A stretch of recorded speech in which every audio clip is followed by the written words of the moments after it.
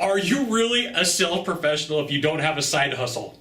This is a cool question. You should know about it. I'm Scott Sylvan Bell. I'm coming to you live from Sacramento, California on a perfect day to talk about sales and a perfect day to talk about side hustles. Now, you know, every day in my life I get to go ride with salespeople and I get to hear all sorts of questions and conversations and see what's going on. Now, there's two different ways to look at this, okay?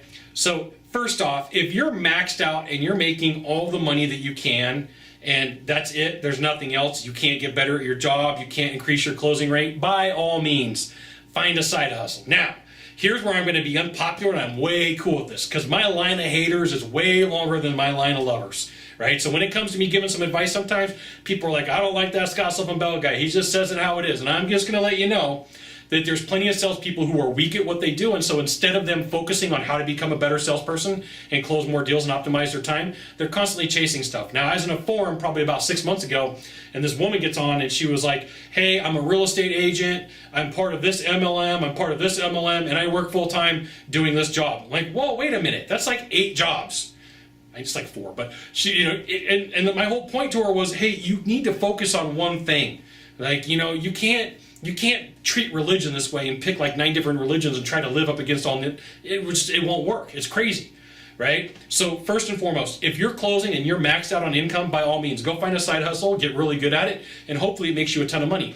But the second thing is, if you are not a closer and you are not maximized and you're not closing enough deals, you're chasing rabbits. Right? So like, I don't know if you've ever tried to chase a rabbit. I grew up in a farming town, probably, I don't know, 20 miles from here. There was a lot of rabbits in the town, and like as fun, they would throw them out there and you go chase them, right? I was a kid, that's what we did.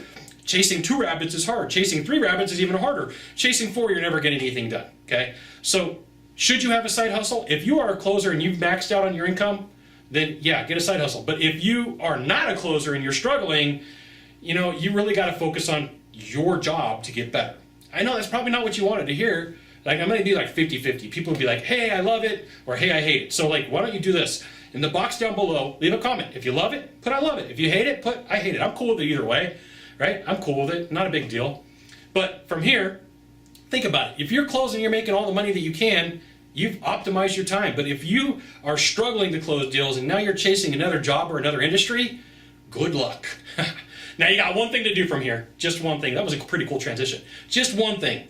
Find the subscribe button, click on it, and every time I send out a video, you'll get an update that says Scott Bell Consultant sent out a video. You should watch it, which you should. We'll see you soon. Aloha.